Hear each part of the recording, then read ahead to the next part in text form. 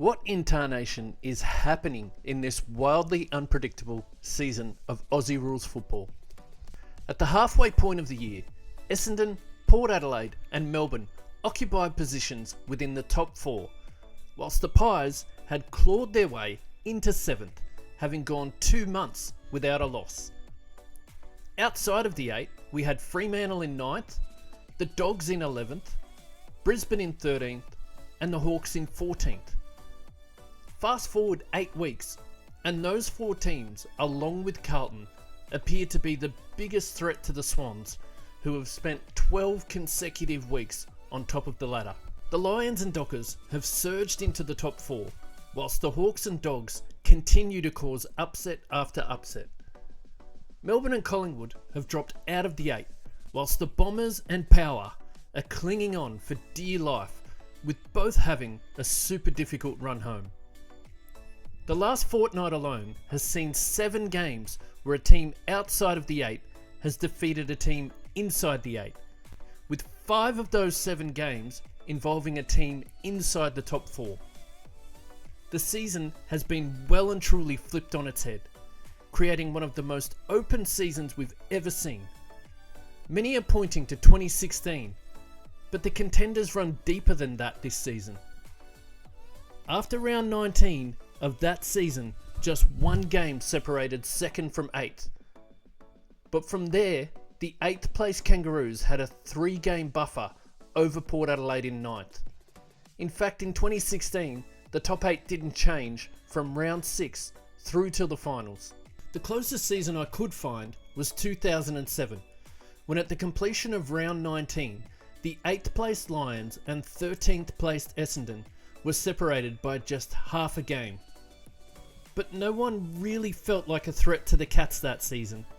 This year feels unlike any I can ever remember. The Hawks and Dogs are going well enough to face each other in a grand final, and both could miss the finals altogether. It truly is shaping up as one of the more remarkable seasons of all time. So who is real and who is pretend? Whose game plan will survive September? And who is purely making up the numbers? Let's take a closer look. A few weeks back, I released a video that charted every finals winner of the past 25 or so seasons, which you can check out here.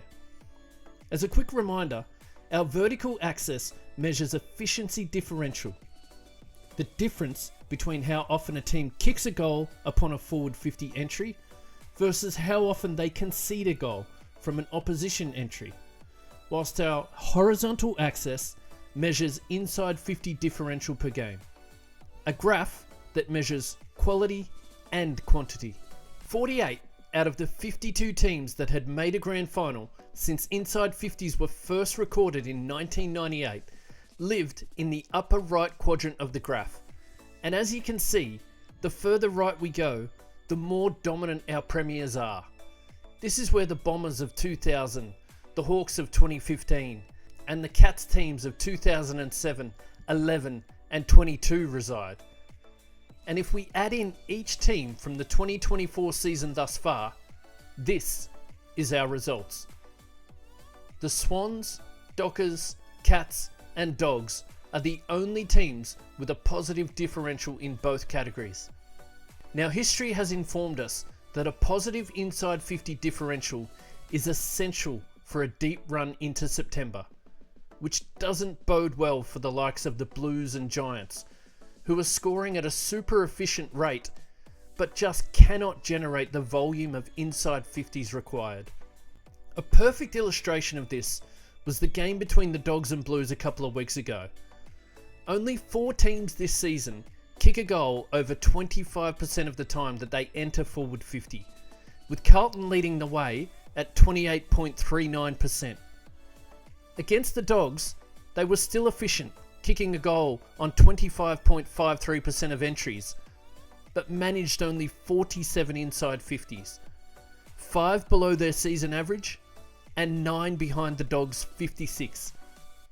The quantity of the Doggies' entries overwhelmed the Blues' quality, and this is why we see so many yellow dots further to the right, because in September it becomes infinitely harder to be super efficient. And if your method can't generate enough entries, then you are in trouble if you come up against decent opposition. Look at the difference between recent premiers in Melbourne and Collingwood and where they sit now compared to their premiership seasons. Having said that, these teams in the upper left quadrant are not as big a pretender as these teams in the bottom right quadrant. These sides have very little defensive integrity and get found out pretty quickly come finals time. There are hardly any blue dots signifying a finals victory in this quadrant, let alone the orange or gold required to make a grand final.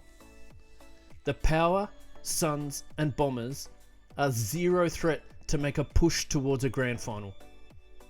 The Hawks are a different story, as they are tearing towards the upper right quadrant. In fact, after round 5, they were here. They are in remarkable form, which leads us to exactly that, form. Let's have a look at the last 10 weeks and see where each team lands on the graph. Here we can see the Hawks are playing more like the ladder leading Swans, whilst the Lions have charged into the grand final zone. The Dogs' efficiency has dipped, but their entries are at a staggering plus 12 per game. The Suns, Power and Dons continue to occupy positions within the bottom right quadrant and have been joined by Geelong and Freo. The Demons are playing like a bottom 4 team, whilst the Pies are a world away from where they were just 12 months ago. So let's have a look at the form ladder of the past 10 weeks. Brisbane and Hawthorn lead the way, with the Swans and Dogs making up the top 4. Carlton and Freo are 5th and 6th, with Port and the Suns rounding out the 8. Essendon and GWS sit 9th and 10th, whilst the Crows are going better than the Pies, D's and Cats. With games to come against Hawthorn, the Dogs, Power, Swans and Cats, the Crows won't make the 8, but they can certainly shape it. I also just want to drill down a little further into this form ladder. If we add the for and against totals, we can see that the catalyst of Hawthorn's rise has been their dominance defensively, ranked number 1 over that 10-week span, conceding just 70 points per game. Conversely, the Cats have conceded 947 points in the last 10 weeks, ahead of only North, West Coast and Richmond. This really has been a bizarro season, and no doubt there will be more twists and turns over the next 5 weeks.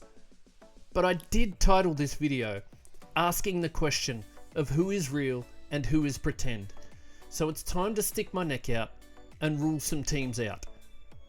I think the Pies and D's are done for, whilst the Bombers, Suns and Power are playing a style of footy that historically says will not stand up in September. So they are done too.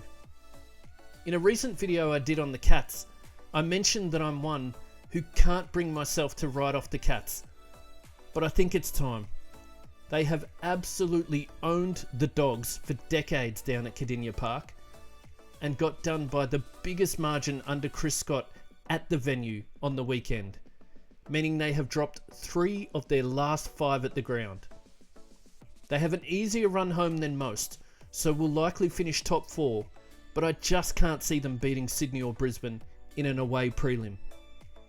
I don't trust the Giants or Dockers, which leaves us with 5 contenders: the Blues, Hawks, Dogs, Lions and Swannies. For the sake of quality games in September, I'm hoping that both the Dogs and Hawks make it, but they will face uphill battles with tough games and travel across the next 3 weeks. My tip to win it all is the Lions. They have the talent, the form and the motivation after last year's grand final heartbreak. Let us know what you think below. Have I got it right? Who do you think is real and who is pretend? Leave a comment, and thanks as always for watching AFL Insight. Your support is greatly appreciated. If you haven't already, please like and subscribe, and we'll see you next time.